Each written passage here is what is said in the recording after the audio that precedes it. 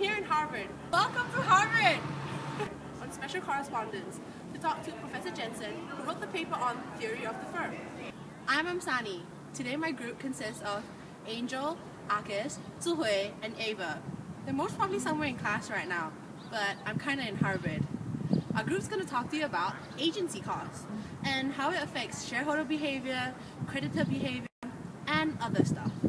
I know you're wondering why I'm not in class right now. Well, you're wondering that?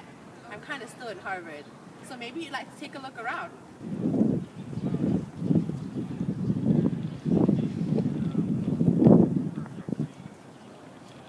Right now, we're in the office of Professor Jensen, but before we go and meet him, let's go through some of the basic fundamental things to know. Agency cost arises due to the inefficiencies of the agency relationship. Jensen and McLean define an agency relationship as a contract relationship where one or more persons, the principal, engage another person, the agent, to perform some service on their behalf, which involves delegating some decision-making authority to the agent. As both parties of the relationship are utility maximizers, there is good reason to believe that the agent will not always act in the best interest of the principal. Notice the assumption utility maximizers, not profit maximizers. This assumption is to highlight the fact that individuals not only try to increase monetary profits, like pecuniary activities, but also undertake non-monetary or non-pecuniary activities that will increase utility, which in this case is satisfaction, such as taking more coffee breaks during office hours.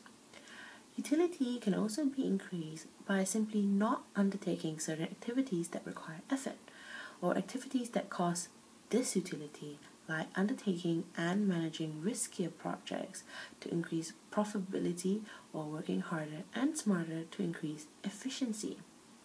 By the way, do take note that the writers note that the problem also arises at every level of organization and not just between the manager and owner. Angel will explain more about this later. Therefore, to negate this problem, that's why you have agency costs. Jensen McLean says that agency cost is made up of three components.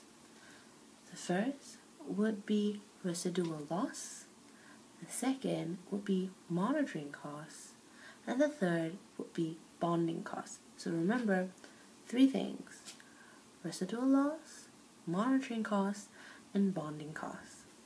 The first component of agency costs is residual loss. It's a very simple concept. Residual loss arises where the principal suffers loss, since basically the agent's decision will be different to those that would actually maximize welfare. That's it. The second part of agency costs is monitoring costs, basically giving the principal the ability to look over his shoulders. So, to be comfortable on increasing the value, the principal will impose activities that reduce the amount of expropriation that's available to the agent. These activities are known as monitoring activities. Activities like appointing an auditor to check financial accounts, committing managers to pay high dividends, for example 50% of profits, and transferring certain powers to new shareholders are monitoring activities. Such activities are not free, and the company often bears the cost of such activities. The last part would be bonding costs. Bonding costs arises as agents spend resources to ensure that no harm is done to the principal. Sometimes it's described as corporate governance activities. So at the end of the day, it still costs, and it forms part of agency costs. Now you've understood what agency costs are. Basically, they are the internal cost that arises from the relationship between an agent acting on behalf of a principal to ensure an efficient agency relationship. And it consists of three parts: monitoring costs, residual loss, and bonding costs. Well, I've got to go and see Professor Jensen right now. But sadly, no cameras are allowed for this interview. In that case, I'll make sure I'll take a picture and bring it all back for you guys later.